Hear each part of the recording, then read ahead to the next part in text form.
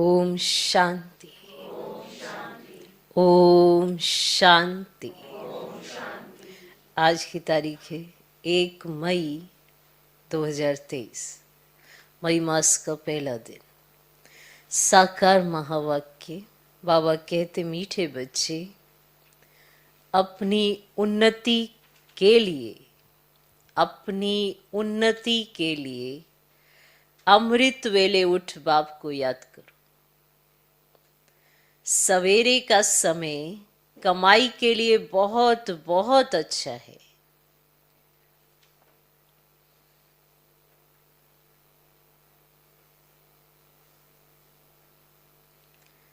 अपनी उन्नति के लिए अमृत वेले उठ बाप को याद करो। सवेरे का समय कमाई के लिए बहुत बहुत अच्छा है। आज का प्रश्न, सदा सलामत रहने का आधार क्या है? सदा सलामत किसे कहेंगे? सदा सलामत रहने का आधार क्या है? सदा सलामत किसे कहेंगे?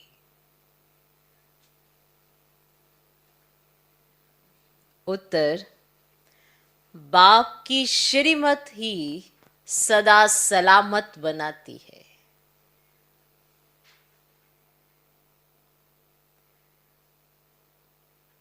बाप की श्रीमत ही सदा सलामत बनाती है। कभी भी कोई दुख और तकलीफ नहीं होगी। कभी भी कोई दुख और तकलीफ नहीं होगी। तुम बच्चे इतने तकदीरवान बनते हो जो कभी किसी प्रकार की चोट नहीं लग सकती।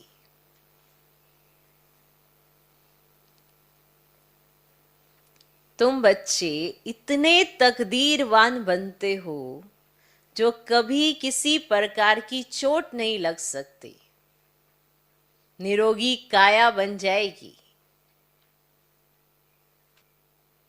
निरोगी काया बन जाएगी। तुम अपनी तकदीर की महिमा गाते रहो।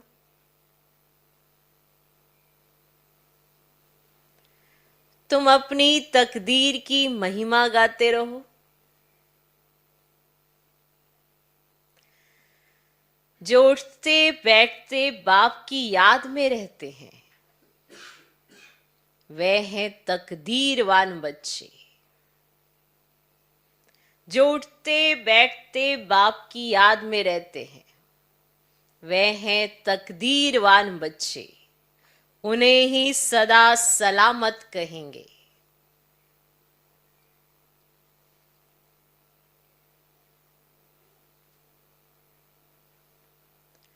सदा सलामत रहने का आधार क्या है? सदा सलामत किसे कहेंगे? उत्तर, बाप की श्रीमत ही सदा सलामत बनाती है। कभी भी कोई दुख और तकलीफ नहीं होगी। तुम बच्चे इतने तकदीरवान बनते हो जो कभी किसी प्रकार की चोट नहीं लग सकती। निरोगी काया बन जाएगी।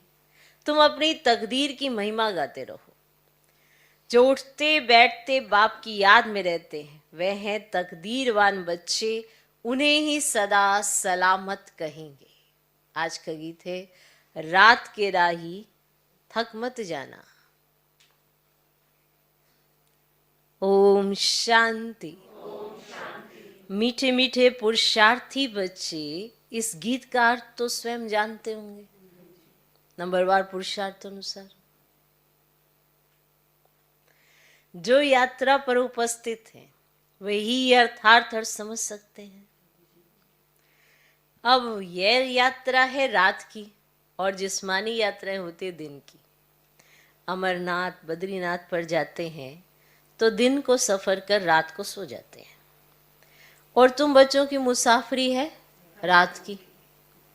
दिन में तो तुमको शरीर निर्वाह काम करना पड़ता है, नौकरी पर जाते हैं और माताएं घर संभालती हैं। सबसे ज़्यादा उन्नति रात को होती है, जबकि सब मनुष्य सोए हुए होते हैं। तुम्हारी उस समय बड़ी अच्छी यात्रा हो सकती है। भक्त लोग भी सवेरे अमृत वेले याद में रहते हैं।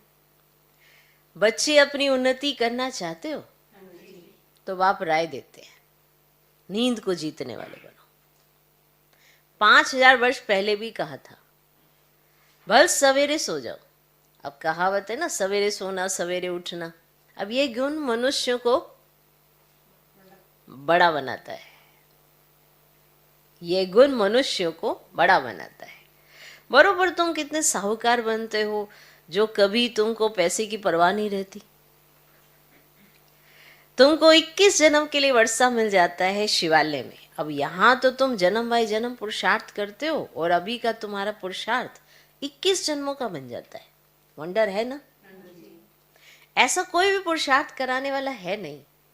अविनाशी बाप अविनाशी पुरुषार्थ कराते हैं। अब यहाँ तो पैसे के लिए क्या नहीं करते, बाप बच्चों को, बच्चे बाप को भी मार डालते हैं। तुम्हें अब अविनाशी बाप से अविनाशी वर्षा लेना है तो अविनाशी बाप और वर्षे को याद करना है, और कोई तकलीफ नहीं, सिर्फ 2 अक्षर है। इसको महामंत्र कहा जाता है। बस ये 2 अक्षर याद करने से तुमको राज तिलक मिल जाता है। अब इस याद में है बल। जितना जो याद करेंगे, योग और ज्ञान, शास्त्रों आदि के ज्ञान की यहां बात नहीं। 2 अक्षर याद करने के लिए कहते हैं तो फुर्सत नहीं रहती। कह देते हैं हम याद नहीं कर सकते, घड़ी घड़ी भूल जाते हैं। अब 2 अक्षर की यात्रा नहीं कर सकते। तुम लोग गीत, कविता, डायलॉग बनाते हो, याद करते हो, वास्तव में इन सब की यहां दरकार नहीं है। यहां तो चुप रहना है। क्या तुम बीज और झाड़ को नहीं समझ सकते? अब बीज को हाथ में लेने से सारा झाड़ सामने आ जाएगा। इसमें 4 युग और 4 वर्ण है। ये सब बुद्धि में लाना देरी नहीं लगती है। अब सेकंड में स्वर की बादशाही मिल जाती है, सिर्फ याद में रहना है। अब सेकंड में साक्षात्कार कराया जाता है। उस समय जैसे स्वर्ग व कृष्णपुरी में है, सिर्फ 2 बातें याद करनी है। एक तो बाप की याद, दूसरा ये नॉलेज बहुत ऊंचे, मनुष्य से देवता बनने की। और देवताएं तो पवित्र होते हैं, तो नॉलेज हमेशा ब्रह्मचर्य में पड़ी जाती है। जब पढ़कर घर संभालने लायक बने तब बाद में शादी करनी होती है। अपने घर वालों को क्रिएटर संभालेंगे, इसीलिए अपनी कमाई चाहिए ना, तो ब्रह्मचर्य में कमाई होती है। आजकल तो धन के भूखे हो गए। थोड़ी आमदनी हुई फिर दूसरा कोर्स करते हैं। अब बाप कहते हैं बच्चों ये कोर्स बहुत सहज है, सिर्फ श्रीमत पर रात को जागकर प्रैक्टिस करो। रात को बुद्धि की यात्रा करना बहुत सहज है और मदद भी बहुत मिलेगी। 2-3 बजे अमृत वेला कहा जाता है, सवेरे उठकर स्वदर्शन चक्र फिराना है। अब ये बुद्धि का काम है। और बाप का फरमान है निरंतर मुझे याद करो तो तुम्हारे विकर्म विनाश होते जाएंगे। नहीं तो तुम सजनियों को कैसे ले जाएंगे? तुम सजनिया हो, पतित के पंख टूटे हुए हैं। अब सिर्फ याद करो तो पवित्र बन जाएंगे। सवेरे उठने का प्रयत्न करो। दिन में तो याद ना भी ठहरे, रात को पुरुषार्थ करना सहज है और मदद भी बहुत मिलेगी। और मुख्य है याद। तुम जानते हो हम आत्मा हैं, हमको परम पिता परमात्मा पढ़ा रहे हैं, उनसे पढ़ना है। वे बाप भी है, उनका बनना है। तुम जानते हो हम आत्माएं आकर शिव बाबा से मिली हैं। आत्मा परमात्मा अलग रहे बहुकाल, तो जीव आत्माएं आकर बाप से मिलती हैं। तो जरूर परमात्मा को भी जीव आत्मा बनना पड़े। अब वे तो सुप्रीम आत्मा है और आत्मा परमात्मा का रूप एक ही है। जैसे स्टार्स चमकते हैं, आत्मा में 84 जन्मों का पाठ भरा हुआ है। बाप कहते हैं जैसे तुम स्टार्स हो, मैं भी स्टार्स हूं और मैं भी एक्टर हूं। मैं भी ड्रामा के बंधन में बांधा हुआ हूं। अब ये दुनिया नहीं जानती कि कल्प कल्प संगम युग के सिवाय कब आ ही नहीं सकता हूं। आफते आदि तो बहुत आती रहती है। बाप कहते मैं आता ही तब हूं जब सब पतित बन जाते। मैं ही नई दुनिया का रचयिता हूं। आता ही पतित दुनिया में हूं। पतित पहले आत्मा बनती है। अब आत्मा जानती है हम पहले पावन थे, अब पतित बने हैं। अब यह शिक्षा तुमको ही मिलती है। अब टीचर के सामने जो स्टूडेंट होते हैं उनको ही शिक्षा मिलती है। तुमको यह शिक्षा पहले पहले मिलती है। इन 5 विकारों को जीतो। योग अग्नि से विकर्मों को भस्म करो। इस विष ने ही तुमको कब्र दाखिल कर दिया है। इसको पॉइजन कहा जाता है। ज्ञान अमृत से तुम पवित्र बन जाते हो। बाप और वर्षे को याद करना है तो बहुत सहज। कई बच्चियां कहती है बाबा धारणा नहीं होती। बड़ी बहनों मुआफिक समझा नहीं सकते हैं। बाप कहते बच्चे ये तो हरेक के कर्म का हिसाब किताब है। कोई तो 25-30 वर्ष रहते हुए भी धारणा नहीं कर सकते हैं। तुम आत्माओं का तो बाप परमात्मा है। वे स्वर्ग का रचयिता है और बाप स्वर्ग का वर्षा देने ही आए हैं। तुम बाप को तो याद करो। बच्चों को भी होशियार करना है। तुम बच्चों को पहले रहम करना चाहिए अपने बच्चों पर। तुम बच्चे समझते हो हम इस समय अपने मोस्ट बिलवर्ड परम पिता परमात्मा के सम्मुख बैठे हैं। कल्प पहले भी हमने निराकार बाप से बेहद का वर्षा स्वर्ग का लिया था। तो बाबा कहते तुमको सबसे पहले रहम अपने बच्चों पर करना है। जैसे और बातों में तुम्हारे बच्चे तुम्हारा कहना मानते ना, नहीं मानते। स्कूल जाना है, पढ़ाई करनी है, वो हट भी करेंगे कि नहीं जाना है, फिर भी तुम क्या करते हो? तुम भी अपनी जिद करते हो। इसके बिना तो इसकी गति ही नहीं होगी। अगर ये पढ़ाई नहीं पढ़ेगा तो बच्चा, तो क्या माँ बाप मान जाते हैं इसका दिल नहीं है, चलो छोड़ो क्या पढ़ाना। वो तो बच्चा बुद्धि है ना, उससे थोड़ा ही पूछोगे तुमको स्कूल जाना है कि नहीं जाना। हाँ? बच्चे को तो बताया जाता है स्कूल जाना है, पूछा नहीं जाता है। हाँ? ऐसे ही है ना।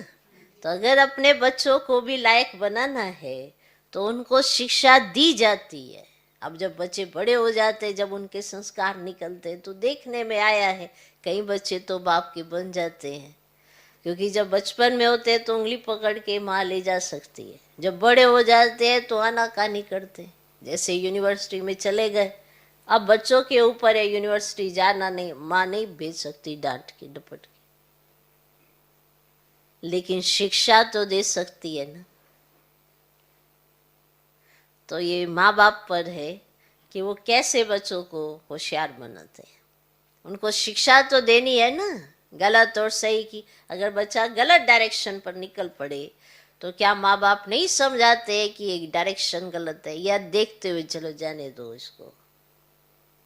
लाखों बार समझाएंगे कि ये रास्ता जो तुमने चुना है गलत है, क्योंकि माँ बाप नहीं देख सकते गलत रास्ते पर बच्चे को जाता देख, तो वो समझाते हैं।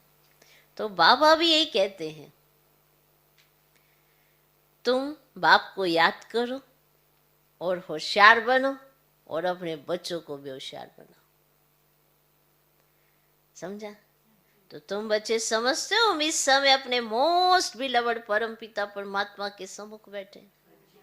कल्प पहले भी हमने निराकार बाप से बेहद का वर्षा स्वर्ग का लिया था। बाप कहते मुझे भी इस शरीर का लोन लेना पड़ता है। किराए पर बैठे हैं, किराए पे अपना नहीं है ना मकान, किराए पर बैठे हैं। अपना ना होने से जरूर किराए से ही लेंगे। अब जब अपना मकान नहीं होता तो किराए पे मकान लेना पड़ता है। तो शिव बाबा के पास अपना मकान नहीं है तो उन्होंने इनका किराए पे लिया है।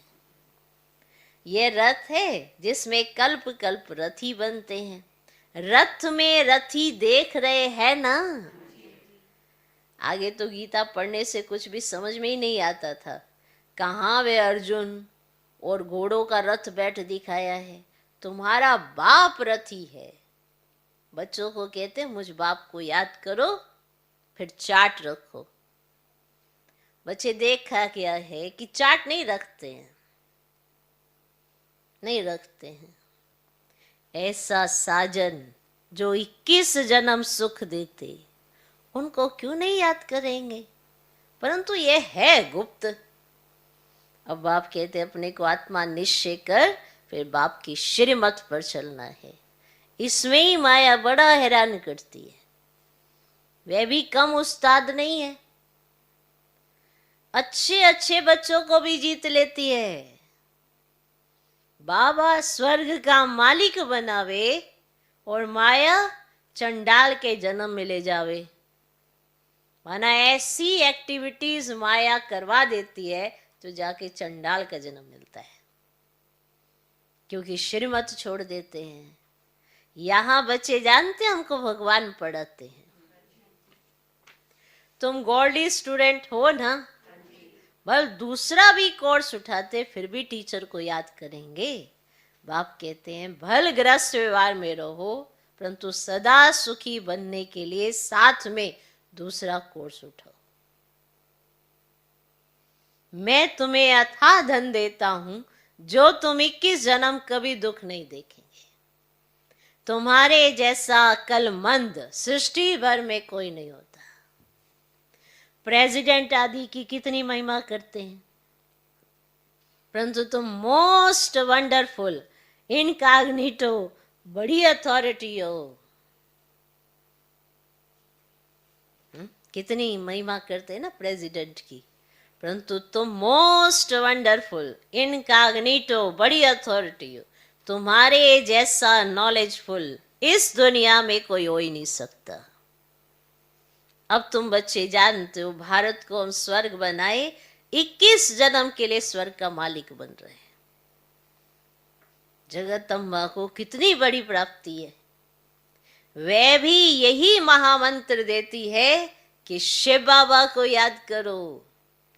बाप सम्मुख कहते हैं लाडले बच्चे मुझे याद करो। ये यात्रा भूलो मत, टाइम वेस्ट ना करो। ये बहुत भारी कमाई है।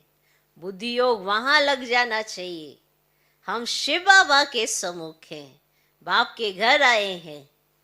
अभी तो तुम हरिद्वार में बैठे हो।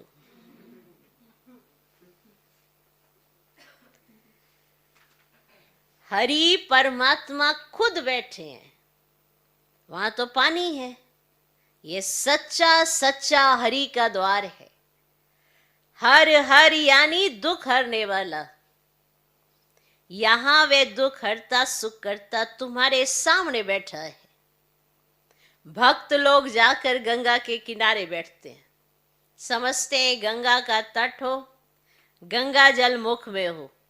जब कोई मरते हैं तो गंगा जल पिलाते हैं। अब गंगा पतित पावनी नहीं है, पतित पावन है ही शिव बाबा।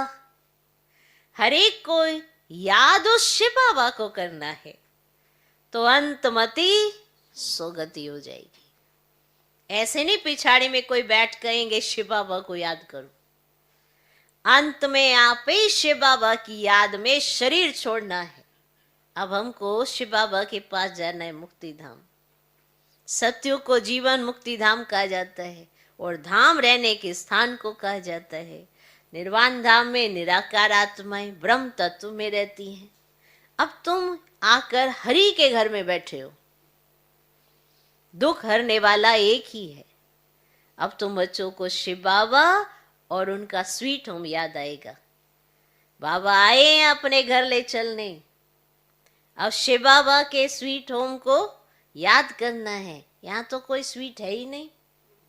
अब बाप बच्चों को कहते हैं बेहद की राजाई लेनी है, लेनी है तो रात को जाग कर यात्रा करो। मैं आता ही हूं घोर अंधियारी रात में, ब्रह्मा की रात पूरी हो दिन आता है। मैं आता हूं बेहद की रात और बेहद दिन के संगम पर। तो तुम भी रात में नींद को जीत याद करने का अभ्यास करो। 2-3 बजे के समय को ब्रह्म मुहूर्त कहा जाता है। बाप शिक्षा देते ना ब्रह्मा द्वारा, रात को जाग मुझे याद करो तो फिर पक्के हो जाएंगे। माया बहुत सताएगी फिर भी मेहनत करो। इसमें मेहनत सारी बुद्धि की है, उठते बैठते चलते याद में रहना है। बाप कहते हैं थक मत जाना रात के राही, रात को बहुत मजा आएगा, फिर वह नशा दिन में भी चलेगा। एक तो बाप को याद करो और अपनी तकदीर की महिमा करो। और सबकी तकदीरें फूटी हुई हैं, तुम्हारी तकदीर अब जग रही है, औरों की तो सो रही है। जिनका बुद्धि योग इस समय धन कमाने में रहता है उनकी तकदीर सोई हुई समझो। जिनका इस समय बुद्धि योग धन कमाने में, माना टू मच धन में ही बुद्धि चली गई, मैं ये कमा लूं, मैं ये ले लूं, मैं ये धन ले लूं, मैं ये धन ले लूं, तो उनकी तकदीर माना फूटी हुई है, सोई हुई है। ऐसे ही समझो, सच्ची तकदीर तुम्हारी जग रही है। पेट कोई जास्ती थोड़े ही खाता है। भी लोग क्या खाते हैं, मिर्ची और मकई चने का आटा मिलाए रोटी खा लेते हैं। यहां तो तुमको सब कुछ मिलता है, तुमको बहुत साधारण रहना है, ना बहुत साहूकारी ना बहुत गरीबी। अब बाप कहते हे लाडले बच्चे मुझे याद करो, मैं तुमको नैनों पर बिठाए ले चलता हूं। मेरे नूरे रत्नों नूरे चश्म बच्चों को हमेशा प्यार किया जाता है। श्रीमत पर चलने से सदा सलामत रहेंगे। सदा सलामत का अर्थ भी बड़ा भारी है। सदा सलामत माना जब से बाबा के बने तो बाबा के श्रीमत पर सदा चले, मन मत पर कभी नहीं चले, अवज्ञा नहीं कराई। यह सदा सलामत है। तुमको चोट नहीं लगेगी, कोई तकलीफ नहीं होगी। ये चोट लगना माना बार बार दिल को आघात पहुंचना, हाँ, ठेस पहुंचते रहना।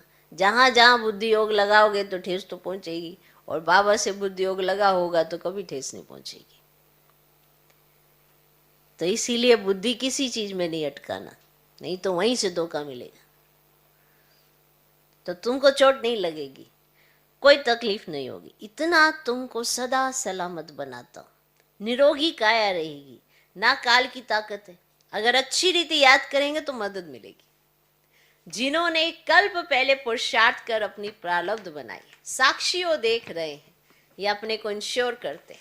बाबा भक्ति मार्ग में भी इंश्योर मैग्नेट है। ईश्वर अर्थ निकालते हैं, गरीबों को गुप्त दान देते हैं। कोई को शादी करानी होती है तो गुप्त दे देते हैं। गुप्त दान का फल भी ऐसा मिलता है। शो करने से उनकी ताकत आदि हो जाती है। मैग्नेट बाप को कहते हैं तुम इंश्योर करते हो। जो जैसा अपने को इंश्योर करते हैं ना वैसा फल मिलता है। पाप करते हैं तो उसका दंड मिल जाता है, पुण्य का फल अच्छा मिलता है। वे होते हैं हद के फ्रेंथोफिस्ट। कमाई में भी 8 आना 4 आना भी निकालते हैं। अब तो तुमको कंप्लीट फ्रेंथोफिस्ट बनना चाहिए ना, ऐसा महादानी बनना चाहिए। माना वो निकालते जाते हैं। जो धन बाप के नाम पर, ना धनी के नाम पर निकाल दिया ना, उसको हाथ भी नहीं लगाते हैं। ऐसे भक्ति मार्ग में करते हैं। ये नहीं कि वो धनी के नाम पर निकाला पर अब तो जरूरत अपनी पड़ गई है तो उसी धन को निकाल इस्तेमाल करते हैं। वो धन क्या होगा? वो इतना व्यर्थ में जाएगा कि फिर बाद में बैठ कर रोएंगे कि अरे इतना धन व्यर्थ में चला गया। क्योंकि जो धनी के नाम पर धन निकाला वो सफल नहीं किया, अपने लिए यूज कर लिया, अपने कार्य में लगा लिया, फिर क्या होता है, बहुत बहुत जास्ती धन व्यर्थ चला जाता है। बड़ा ही हिसाब किताब है ये। आजकल देखो शरीरों पर कितना धन लगता है, कितना धन लगता है, और वही तन अगर सेवा में लगा दें तो तन भी अच्छा रहेगा। मन में एक बाबा हो तो मन भी अच्छा। तन और मन लगा लो, बाकी तो धन की तो कोई वैल्यू है नहीं, इस समय तो कुछ नहीं है। अगर तन मन यज्ञ में लगा दिया तो ये मत सोचो कि धन लगाने से ही महाराजा महारानी बनेंगे, ऐसा नहीं है। तन मन लगा दिया तो सारी माला माल हो जाओगे। तो कमाई में से 2 आना, 8 आना, 4 आना ऐसे निकालते हैं। माना कमाई हुई, पहले धनी के लिए धन निकाले, अब सोचा अरे नहीं अपने को तो जरूरत पड़ गई, पर चलो धनी का धन उठा के इस्तेमाल कर ले, तो बताओ फिर पता है कितना धन नुकसान होगा। मान लो 1000 रुपया मैंने एक मास का निकालना है, तो एक मास मेरा गया नहीं तो अगले मास 1000 वही चल जाएगा ना, क्या फर्क पड़ता है, किसको पता पड़ रहा है। हा? तो कमाई में से जो गरीब होता है ना, वो ये बातों का ध्यान रखता है। इसीलिए जो आज का गरीब है वो सबसे जास्ती माला माल है। कल भी बाबा ने कितना अच्छा बताया, जो इस समय साधारण है ना संगम पर, वो सबसे ज्यादा माला माल है। माना संगम पर आपका जन्म साधारण ही होना चाहिए, ये भाग्य की निशानी है। कहीं ऐसे सोचते अरे इन्होंने पता नहीं कैसे कितने अच्छे कर्म किए, इनको देखो किनके घर में जन्म मिल रहा है, और मेरे को देखो मिडिल क्लास साधारण घर में जन्म मिल रहा है। अच्छा है, तुम्हारी बुद्धि भगवान के साथ बड़ी सहज जुड़ेगी।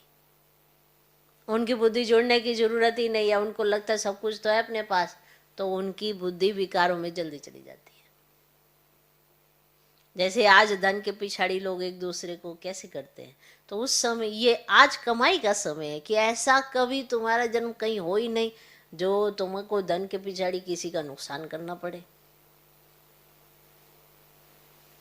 सारा खेल है कर्मों का। तो संगम पर सारा लेखा जोखा तैयार किया जाता है। ओके, तो फुल इंश्योर कर देना है। देखो मम्मा ने सिर्फ तन और मन इंश्योर किया, कन्याओं के पास तो धन होता ही नहीं, उन्हों को यह ख्याल नहीं रखना है, वे फिर तन मन से सेवा कर रही है। इसीलिए कन्याएं बहुत प्यारी लगती है। धन नहीं है, तन और मन बहुत अच्छे से लगा, निस्वार्थ भाव से। ये नहीं मैंपन से मैंने ये किया मैंने ये किया, तो ना तो तन लगा ना मन लगा। भावनाएं बिल्कुल शुद्ध होनी चाहिए। तन मन मम्मा ने लगाया, धन की फिक्र नहीं करनी पड़ी,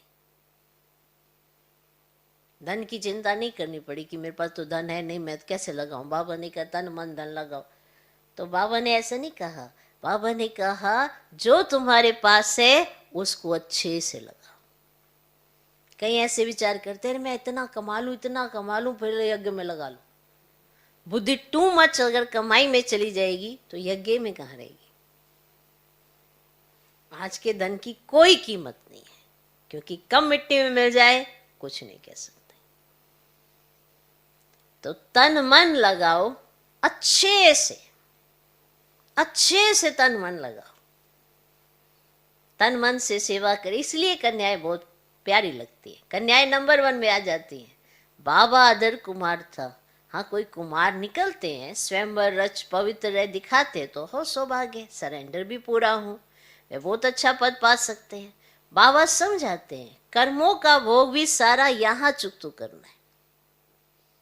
मम्मा बाबा को भी कर्म का भोग भोगना पड़ता है। रहा हुआ हिसाब किताब यहाँ ही निकलेगा।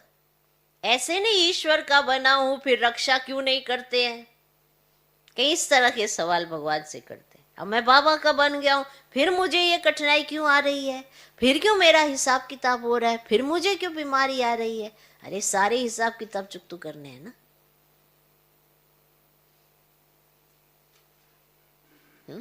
ऐसे नहीं ईश्वर का बनाओ फिर रक्षा क्यों नहीं करते हैं, कहीं इसी तरह से बाबा को जज करने की कोशिश करते हैं।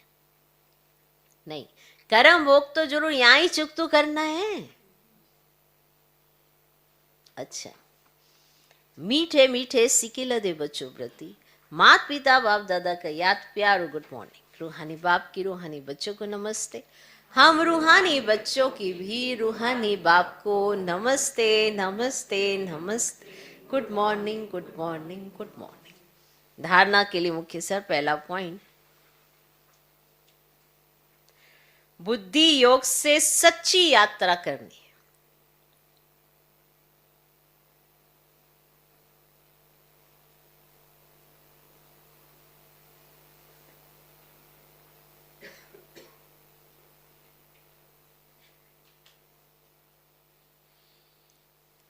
विनाशी धन के पीछे अपनी तकदीर नहीं गंवानी है।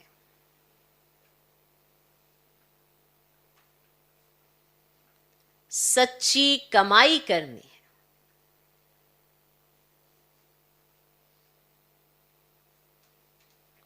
बुद्धि योग से सच्ची यात्रा करनी है।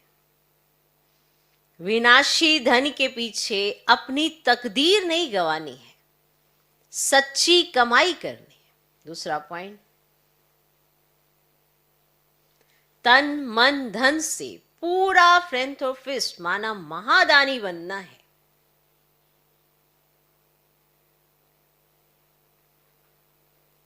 अपना सब कुछ 21 जन्मों के लिए इंश्योर कर देना है।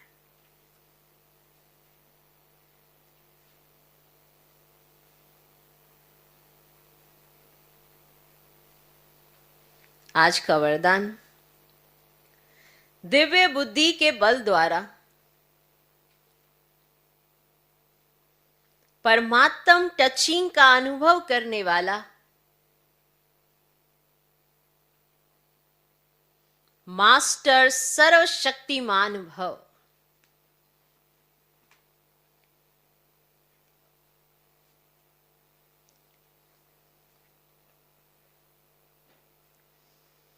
दिव्य बुद्धि के बल द्वारा परमात्म टचिंग का अनुभव करने वाला मास्टर सर्वशक्तिमान भव।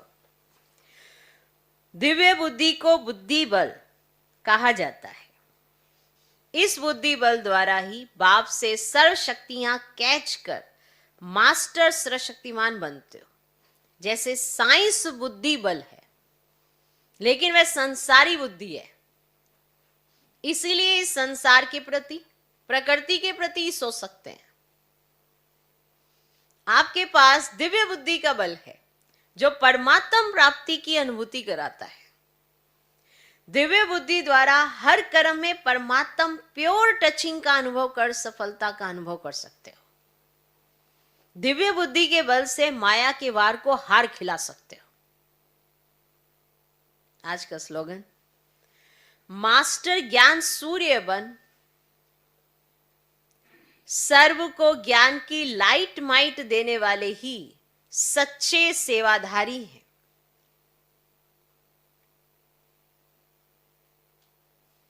मास्टर ज्ञान सूर्य बन,